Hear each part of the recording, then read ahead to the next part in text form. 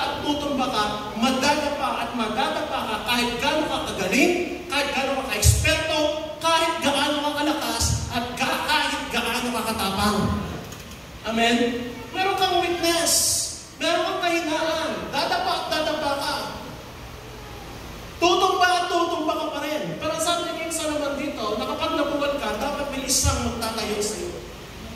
Dapat meron kang kaibigan, meron kang pamilya, meron kang kasama, meron kang katuwang, meron kang asawa, meron kang someone na magtatayo sa iyo kapag nadapa ka. Ang sabi dito ni King Solomon, hindi lang basta dapayan, hindi literal dapa. Yung dapang hindi mo kayang tumayong mag-isa. May mga ganun eh. Hindi man ito literal na dapa. Pero may mga pagdapa tayo sa buhay. Ito yung mga, halimbawa, nalulong ka sa bisyo. Ngayon, kasi ito ang personality ko, ito ako, pero ang Bible hindi sinasuggest yan.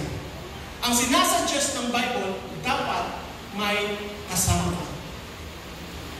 Meron someone na magbi-mentor sa'yo, may someone na magtuturo sa'yo, may someone na mag-aangat sa'yo kapag ikaw ay nadapa. Kasi ang tawag ng Bible, kapag low-not ka, ang tawag ng Bible sa'yo, kawawa ka. Kawawa ka. Sabi, kawawa ang nag-iisa sapagkat walang tutulong sa kanya kapag siya ay nabuhay. Kaya, patuloy natin i-practice yung better together.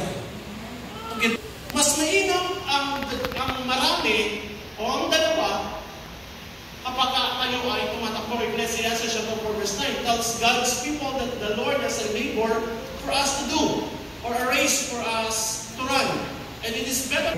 Pero hindi lang po ganun ang buhay. Hindi lang tayo puro spiritual, meron din tayong practicality.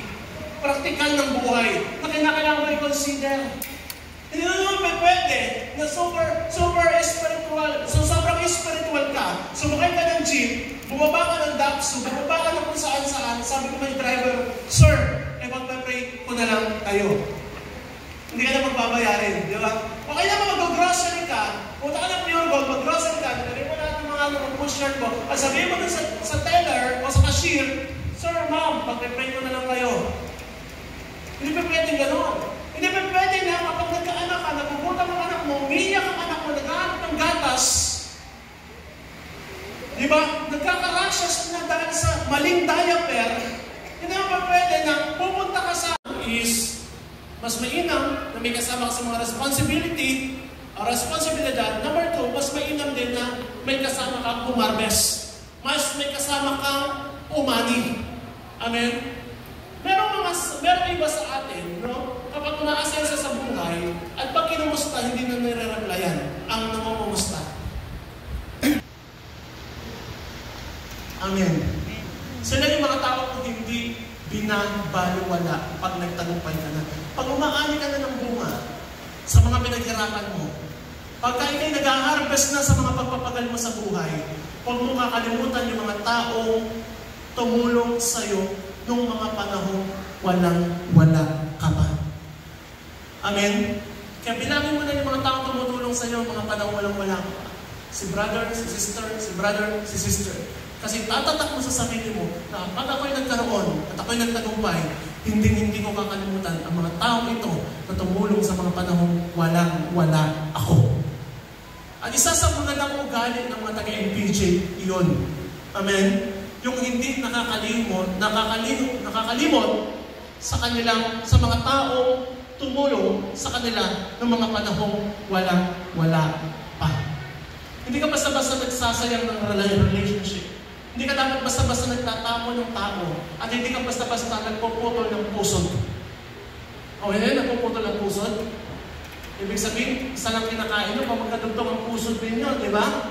Magkasama kayo sa hirap at ginawa. Kung ang kinakain, kakainin mo rin. Magkadugtong yung pusod eh. Tama? Pero ako, sige, gawan mo ka naman sa puputulin yung pusod. Wala nang connection. Hindi ka dapat ganon. Amen? Ako may mga ganun naranasan, pero hindi ko naman gano'n sinaseryoso. Naranasan kayo, di ba? Masarap yun. Masarap sa feeling yun, hindi libre ka ng kape. Amen po ba?